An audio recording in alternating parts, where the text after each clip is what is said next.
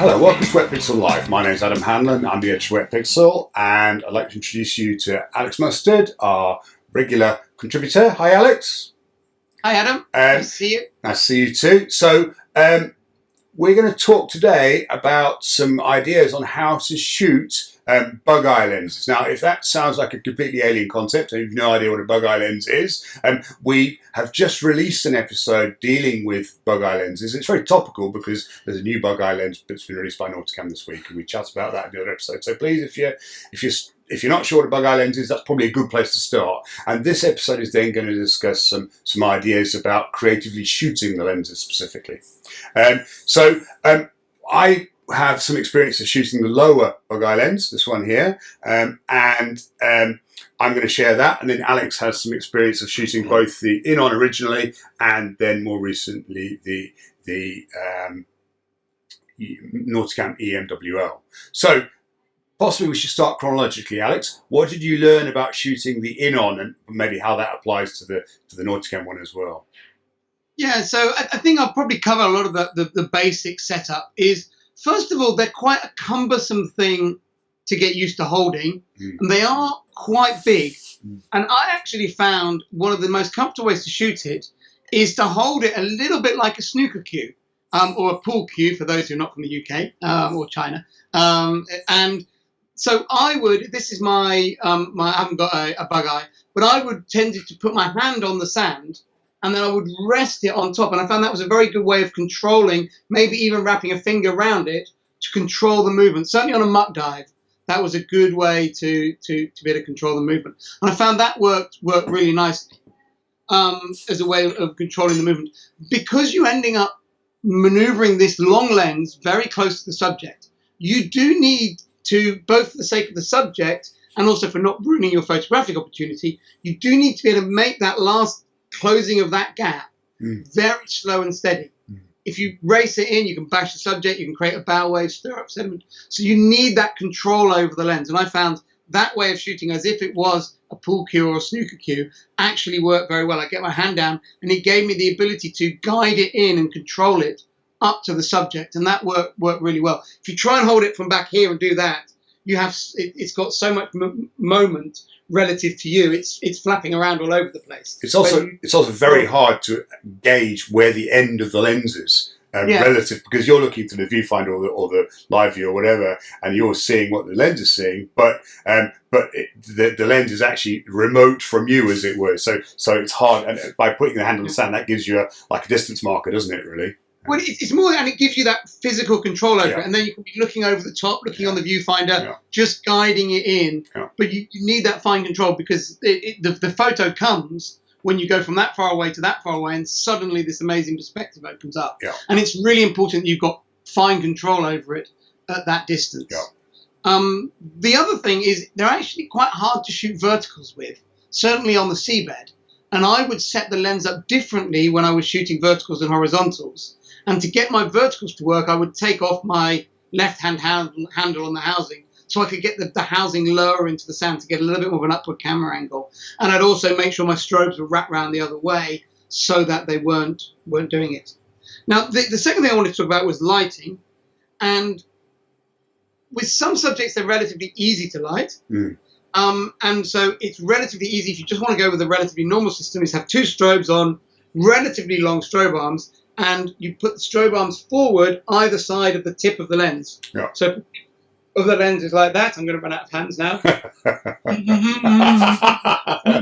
works, yeah, we know what you mean. So, hopefully you understood what I got it perfectly, The alternative way, though, that I went over to, so that's a nice way if you want flexibility.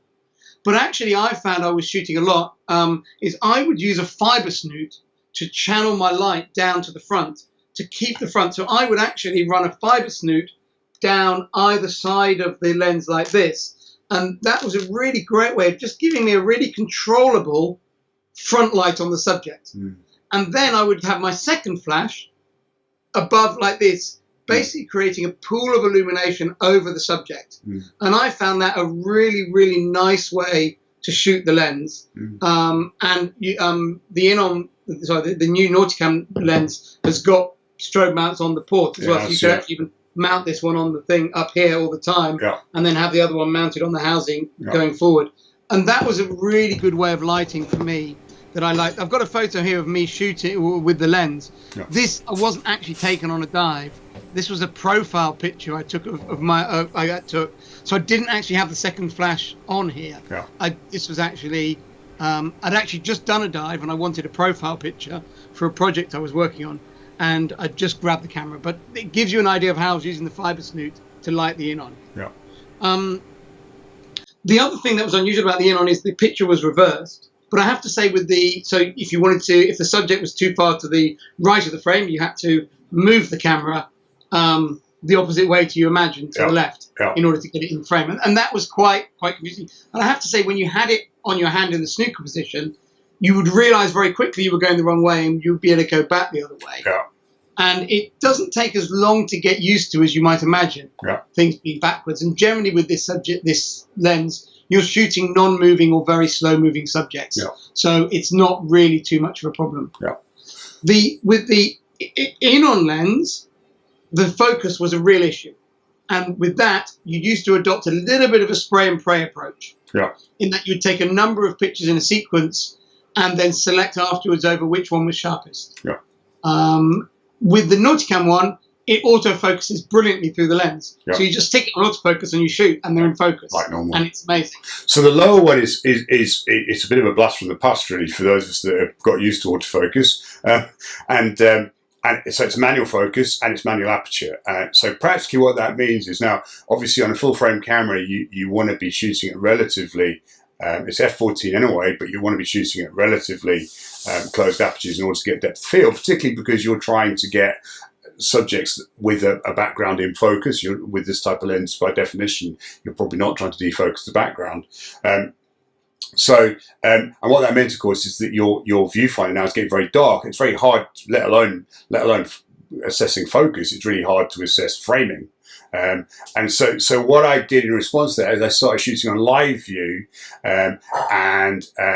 which obviously is on the more recent generation Nikon cameras is perfectly okay. It's manual focus, so I'm not losing any focus advantage that I would have by shooting not in live view. And then I switched peaking on, and obviously peaking is primarily used for video, but that allowed me to get a visual representation of the focus. And you can do with that as well is zoom in on the screen as well. And then you can also really check fine focus. The problem with it was that because the image was dark, it was often quite hard to see. So because the aperture, you're stopping, you're stopping down. So actually, it was hard to see. So that's why the peaking was useful. So there was a certain amount of spray and pray as well. I must confess, I didn't start getting involved using fiber snoots and stuff. I've got a picture here of the camera as it was set up, and I just literally mounted the strobes alongside, on long arms forward of the housing along. And one of the advantages possibly with this type of lens in terms of lighting, in terms of simple lighting anyway, is that because it's quite long, you've got space to fit strobes in. Obviously the problem often with shorter macro ports is that you can't get the strobes in around it. With this, it's relatively easy to get strobes in around the front of it. So I actually found, but granted, I didn't try using fiber snoots or anything else. So I was just going to. Oh, sorry, you. You okay, jump in. So I was just going to come back to what you're talking about with settings, and I think this is an important area to discuss, which people tend not to. Is people typically think of wide-angle photos having lots of depth of field. However, when your subject is super close to your lens, because of the high magnification rate, you're struggling with depth of field. And if you want your picture to give a really good feeling of that background in these types of shots, the smaller your subject, the more you need to shut that aperture down. And most subjects, if you want reasonable sharpness in the background, you probably need to be around f20 when shooting this lens. And so what I found was the better way to shoot this lens was to get the ISO bumped up a little bit, have my strobes on very low power, which actually helps with the and therefore, even at f20, then I would still have some sort of workable shutter speed for the background. But a lot of this technique involves pushing the limits of your shutter speed to get that blue coming through. Yes, you can shoot this with a fast shutter speed and have a black background, but really the bug eye look is all about putting a subject in a wide angle scene. So as a result, you need to think about how you're going to achieve that balance of light. And because of the need for the very small aperture, you, as a result, are often shooting at slightly higher ISO and then using very, very small strobe power to get it through. So you want to make sure you're choosing to light this with strobes that you can turn way down. Yep. And actually, one of the strobes I really like for this is the new Retros, which have got their low power mode. Yep. They have in the custom settings, you can set it through their app. You can turn one of their user modes to a low power mode, which reduces the flash power by 3 stops across the whole range. Right. Okay. Full power is already low power, and you can go down. So if you haven't got that sort of fancy electronics, the other thing you can do when you're going in is just put extra diffusers in. Even just cut out a bit of a milk carton and cut your strobe light down so that it's not overwhelming when you may be working very, very close to the subject. Because when you are that close to your subject, you'd be amazed how much light gets to it, because how reflective they are. Yeah.